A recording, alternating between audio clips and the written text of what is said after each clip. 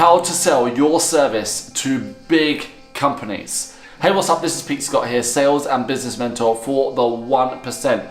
If you're here to increase your sales, get more leads, sell to the consumer market and the corporate market, then guess what? You have arrived in the right place. If you haven't subscribed yet to this channel, I urge you to hit the subscribe button right now, hit the like button, because every single day I'm providing valuable knowledge in how you can create a more profitable business or career. And every day you can learn a new skill from me or a set of skills to really make that happen. So in this video, I'm super excited to share it with you because selling to companies is how I got my business from where it started to where it is today. So this is my bread and butter work. This is the area I can especially help you because I have my personal story in selling to companies. But before I even go into that, first of all, make sure you stick around to the end because I'm sharing a lot during this 10 minutes with you.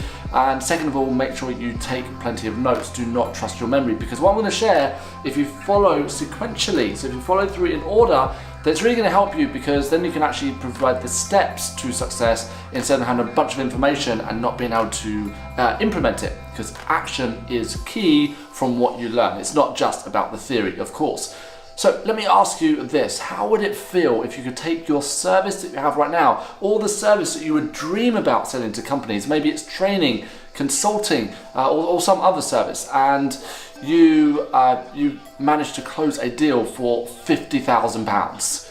Imagine being a coach who's currently trying to get client after client in the consumer market, but instead of chasing the next transaction, instead of chasing the next potential client, fingers crossed, you could set up an ongoing relationship with a big company to go in and be the coach or mentor for an entire department, perhaps for the entire organization.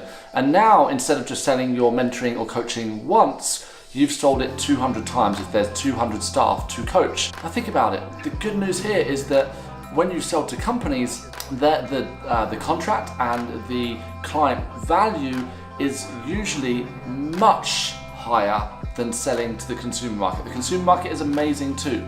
I like to work in both, but like I say, how I built my company was through working with businesses. And I love to work with big businesses because of the fact that once they make a decision, it's a big win as well. So let's get into it. How can you go from where you are now to landing your first 10K, 50K, or even £1 million deal? It starts off with your activity. If you've been following my YouTube videos for a little while now, you will know that I'm all about activity. I'm all about the old-fashioned, never going to go away sales approach. And that means that you start reaching out to companies. The first way that I would do this is simply by picking up the phone. Well, first of all, identify your market, which industries perhaps you want to work with first, and then pick up the phone and start doing your research. Try to get, and I'm not going to lie to you here, it's not easy. This is not a quick fix video, but what I want you to do is make at least 1,000 calls. 1,000 calls over a month. And by doing that and doing research, don't call to sell, purely call to research. So if, for example, if you are a management consultant, I would reach out to over 1,000 companies in different industries, and then from there, I would speak to the person, maybe the HR manager, the marketing manager, whoever specializes in the area that you want to work with, and then from there, simply call to do research. Do not call to sell. That's really, really crucial. And once you've done your research, now you're going to have a foundation of what is needed and what is wanted within the companies and industries that you've spoken to. Remember this: companies are like people. They have problems too, and they are willing to pay sometimes a lot of money to resolve those issues. In the first year of my business, I was able to make a 6-figure income very rapidly with only 6 or 7 clients. I didn't have 50, 60, 100 different clients. I worked with a number of companies, really focused on helping them and taking their business to the next level through the art, the science of sales, because of course every company wants to increase revenues. Whatever it is that you offer, make sure that it is something that is already needed by companies. Some of them may already be looking for a solution to a problem. Let's say you do social media management. A lot of companies out there who they don't want to run their own social media. And think about the problem for them. If they were to do it in-house, it means that they've got to add that to somebody's job description. The chances are the person doing the social media, they won't be an expert in the social media. You might be an expert in social media. They also will be doing other jobs in the company, so they're not going to be totally focused on social media. And on top of that, they end up having to pay maybe a £30,000 salary to that person.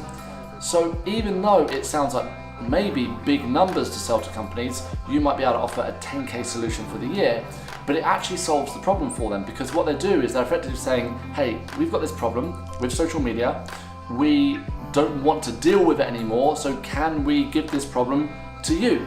And that's the idea to sell to big companies. Most people, and this is really important, if you just take one thing from this video, take this one thing.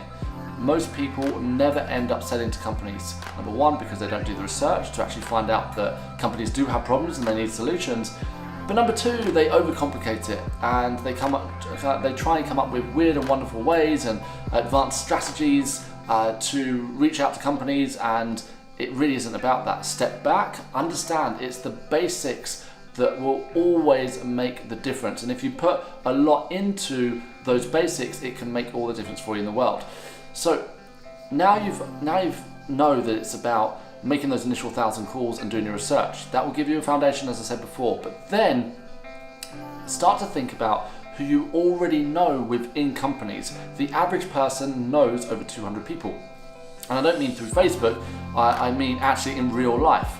So a good idea is to sit down and to write a list of at least 50 people that you know who are already in companies. Maybe they are the HR manager, maybe they are the sales manager, who knows.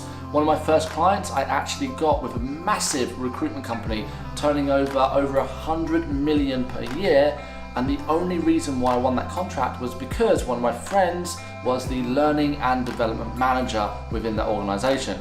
And I was able to speak to him, reach out to him, say, hey, I'm doing this thing freelance now, and I would love to build a business at it, but at the beginning I was freelancing. And he said, great, let's have a coffee and talk about how we can work together. So it's about simplifying. So write down who you know, and from there, start to then shortlist and go after 10 people and say, I'd love to have a meeting with you about how I can actually help your company. And the final thing I'm going to share with you in this short video, and I appreciate there is more to this, but I want to share enough to get you started. And there's plenty of meat on the bones for you to do that so far.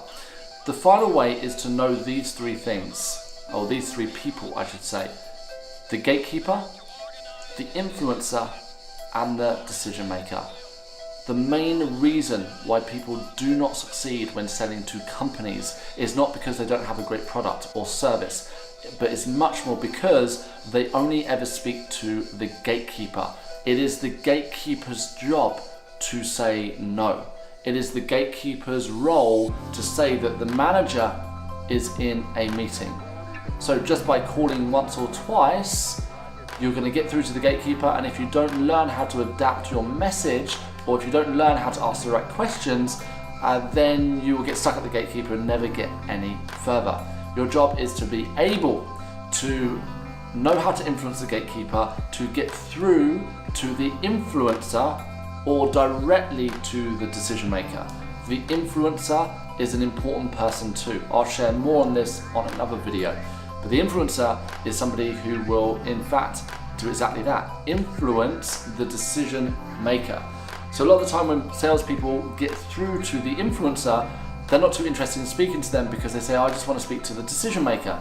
But actually, if you are able to influence the influencer in a really positive way, and you're able to get them on your side and believing in your product, they can then go and sell your product to the decision maker. The ultimate person to speak to, though, is the decision maker. That's the person who holds all the cards. That's the person that once you learn how to have a meeting with them, ask the right questions, do a great presentation, solve their problems, solve their needs, and then from there, maybe turn a need into a want, that's where you can close the deal. So for this video, I think I've said enough. If you want more on this, let me know in the comment section below, but also check out my other YouTube videos, because all of these videos in here can help you to sell to the consumer and the corporate market. I want to thank you for joining me. It's been a pleasure, and I'll check you in our next YouTube video.